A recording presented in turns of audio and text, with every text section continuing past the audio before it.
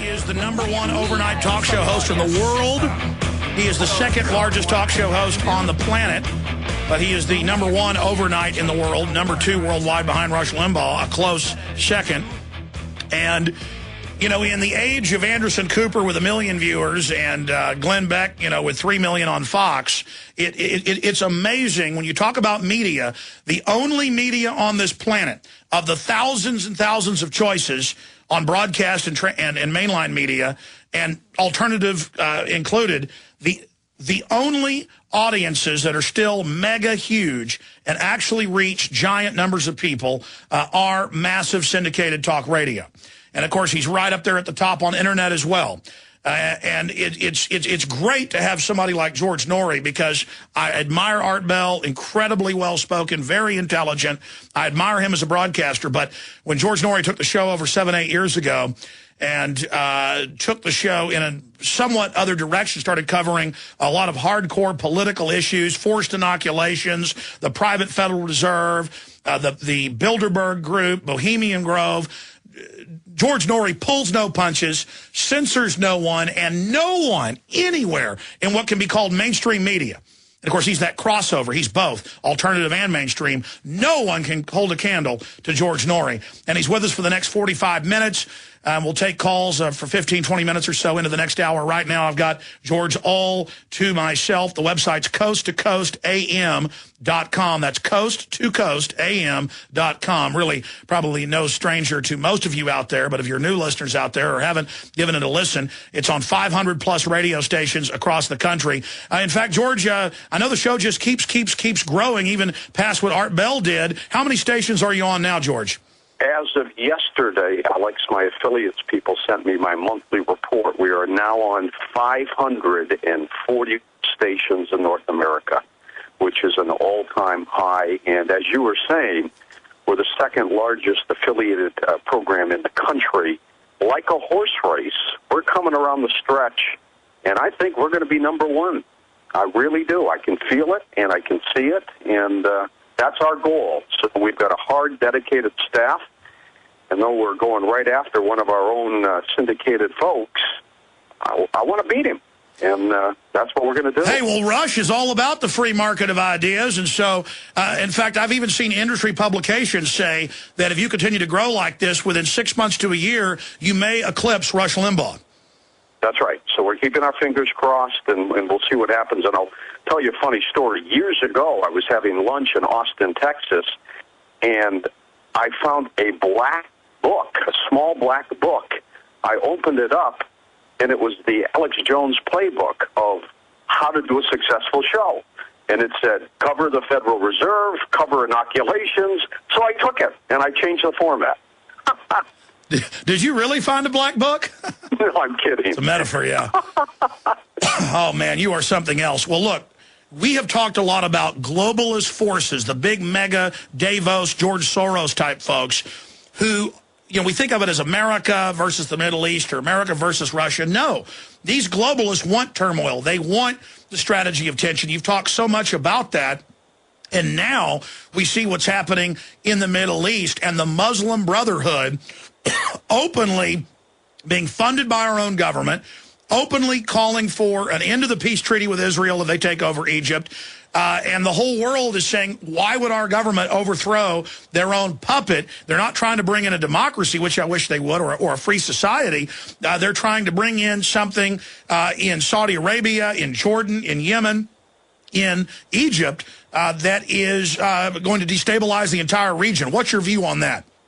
Well, there's something very strange going on in the Middle East, Alex. And as you know, I am Middle Eastern. I'm a Christian Lebanese. My father was born in Cairo. My mother, who is Christian Lebanese, was born in Boston, Massachusetts, Pittsburgh, actually. I know the Middle East probably better than most national radio talk show hosts. I was raised in it. I mean, we eat the food. We know the culture. Now, I speak broken Arabic. I mean, I know the Middle East.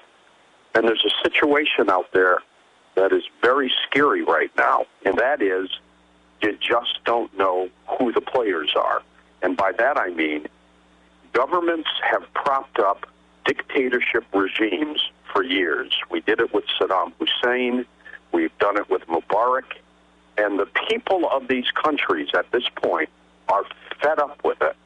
Whether they hate America or not, and that we can talk about in a moment, they are fed up with the dictators controlling their destiny. The unemployment rate in Egypt is absolutely ridiculous. Those people of young age, the unemployment rate has got to be over 40 to 50%. People are existing on a few dollars a day, and they're at a point where they said enough is enough. Now, the problem with all this is you just don't know who's instigating, how it started. I mean, we saw what happened in Tunisia weeks ago, and now all of a sudden it filtered into Yemen, it's filtered into Egypt, and you don't know if the globalists are behind it or not, and it's very frustrating. I think what happened is Mubarak had to go. He's been in power for 30 years, and governments probably said, geez, enough of this guy. Let's get something fresh in here. But the population of those countries took things into their own hands through the power of the Internet, through the power of Facebook, through the power of Twitter, something they've never anticipated before.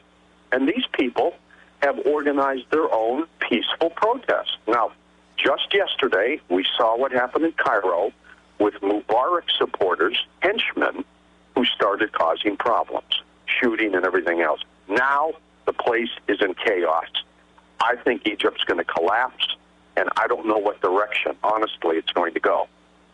Well, George, I'm going to put a headline up on the TV screen for PrisonPlanet.tv viewers, but for listeners, the London Telegraph, the Associated Press, they all reported U.S. government. Here's the headline: Egypt protest, America's secret backing for rebel leaders behind uprising. And now it's confirmed. They met a year ago, 6 months ago, and again 3 weeks ago with the Muslim Brotherhood, who are openly now saying they're going to overthrow all of the regimes, including the Jordanians, the Saudi leadership, who I'm no fan of any of them. I mean, I've been a big critic of Hosni Mubarak and the black sites and the torture sites and the ghost sites. But at the same time, then you see them maneuvering the Muslim Brotherhood and this El-Baradi, who's this big UN chief, who's a globalist, and our government says, oh, we don't really want freedom there, we just want something new. And then now know this group that George Soros funds, the crisis group, is involved.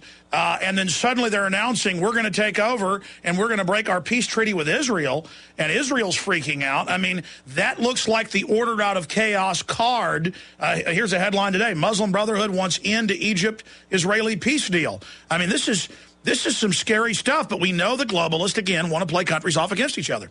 Oh, there's no question about it. Look, my father, when I was growing up as a boy in Detroit, Michigan, was a member of an organization called the Mardin Club. Now, Mardin was in Turkey, and we had a lot of relatives who were also born out there. We're not Turkish, but that's where they were. And in Detroit, they had this building. They had a club. It was called the Mardin Club. And I would go with him. I was 8 years old, 9 years old. I would go with him when they would get together on Friday nights or Saturday nights. And this is what they did. They ate Middle Eastern food. They played Middle Eastern music. They played, well, I thought it was dominoes, but it was a different kind of game. And they just had a great time. There was nothing clandestine. They never talked about overthrowing governments. They loved America. They were immigrants who came here legally. Something strange about the Muslim Brotherhood. It was formed in Egypt a long time ago as a peaceful organization to promote Islam. That's what they wanted to do. That's what their intent was. Along the line, some people infiltrated that organization and started spouting the hatred that we see today. British intelligence, that's on record. Well, they want to destabilize. Sure. You go there. Osama bin Laden was basically part of that organization and broke away because that group at the time did not want to be violent. They were peaceful. Now, whether it's political or not, during 9/11, they came out and condemned that horrible situation. But here's the problem today. Number one, Alex, as you and I know when you talk with me on Coast to Coast, we don't know who to believe anymore. We know a couple things that are true, and that is the globalists want to control this planet. The globalists will do whatever they have to do in order to disrupt all of us. I am so convinced at this point that if every person who hated America for whatever reason said, you know what, we want peace. Let's make this work. We're done with violence. I'm convinced the globalists would do things and blame it on those people again. So you don't know who to believe anymore. And I am deathly afraid that this planet is heading toward some kind of massive destruction in terms of political leanings, that there may be nothing we can do except to continue to fight on the air and do what we're doing. I find it amazing that you and I continue to talk without anybody clipping the wires. Well, that was the next issue I was going to raise. I want to get back into geopolitically what's happening with the dollar devaluation, now putting incredible pressure on countries like Egypt, where right at half the population is on $2 a day. The IMF, World Bank pressuring them to cut the food allotment. 43 million Americans now on food stamps. So the big central banks, the globalists, trigger a political atmosphere that they know is going to cause upheaval in the Middle East and North Africa. Then they roll in with the, quote, revolutionaries, knowing that revolution was already coming, so they're going to use it to put in a new system, and then it looks like it's going to be a system that wants to have war with Israel. So it's proof right there that this unseen hand is now coming out in the open. But I want to get more into that with you, George, in a moment. But first, you brought up censorship. We have the FCC announcing that they want to run the internet and control it. We've got all these diversity czars at the FCC saying they want to restrict free speech. We have MSNBC now saying the Tea Party is like the, quote, Muslim Brotherhood and radical and dangerous. That came out last night with Chris Matthews.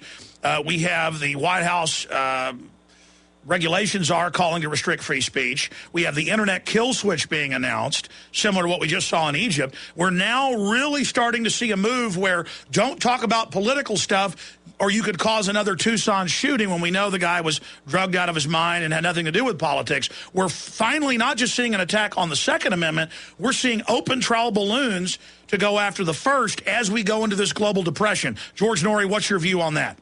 Well, first of all, I can't believe, but I had an email after the Tucson tragedy when I called that shooter on the air a whacked-out lunatic. And the next day, I got an email from a woman who said, how can you do that to him? He's got rights, too. And I went, man, these people just don't understand. They just don't understand. Look, there's something. When I was in school, I was told two things. One is the airwaves belong to the public. The public's interests, convenience, and necessity. They're not owned by me. They're not owned by corporations. The public owns those airwaves. We were under the fairness doctrine when I was in broadcasting in 1971. That's a long time ago. It didn't bother me. I mean, I think broadcasters have a responsibility, Alex, to balance their shows. I think if you or if I say something about someone or someone, we should back it up with facts and also give them the opportunity or someone to explain how they feel. There's nothing wrong with that. But what's happened today is everybody's gone in these different tangents, these different directions, and they forgot about the most important thing that has kept American broadcasting so strong, and that is balance. And we just don't have that anymore. When I started tweaking Coast to Coast 8 years ago, I did it for one main reason. This planet was changing and changing very fast, and it needed voices and it needed truth. We still do, as you well know, the ghosts, the UFOs, the Bigfoots, the mysteries. We do all that stuff. I love that.